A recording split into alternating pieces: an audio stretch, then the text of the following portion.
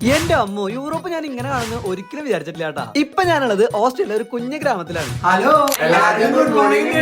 ഞങ്ങൾ നമ്മുടെ നാട്ടിലെ പോലെ ഒരു പാത്രം കൊണ്ട് കുറച്ച് പാൽ വാങ്ങാൻ പോവാ. ദേ ഇവരെ വീടിന്റെ തൊട്ടടുത്ത് തന്നെയാണ് നമുക്ക് പാൽ വാങ്ങേണ്ട ഫാമും. അങ്ങനെ ഞങ്ങൾ ഫാമിലെത്തി അവിടെ പാത്രം വെച്ച് ഞങ്ങൾ തിരിച്ചിറങ്ങി. ഇനി പാലാ പാത്രത്തില് അവിടുത്തെ ആൾക്കാരെ നിറച്ചു വെച്ചോളൂ, നമുക്കൊന്ന് ഒരു നടന്നിട്ട് വരാം. ഞാൻ എന്റെ സ്വപ്നം പോലെ ഒരു യൂറോപ്പ് രാജ്യം കണ്ടത് അത് ഓസ്ട്രേലിയ വന്നതിന് ശേഷമാണ്. ദേ ഇത് ഈ ഗ്രാമത്തിലെ വലിയൊരു ലേക്കാണ് കേട്ടോ. ഈ ഗ്രാമം തന്നെ ഈ ലേക്കിന്റെ പേര് വെച്ചാണ് അറിയപ്പെടുന്നത്. ഏത് രാജ്യത്തിന്റെയും ഭംഗി അറിയണമെങ്കിൽ ഗ്രാമങ്ങളിലേക്ക് തന്നെ ഇറങ്ങി ചെല്ലണം. എന്റെ ആഗ്രഹവും അത് തന്നെയായിരുന്നു.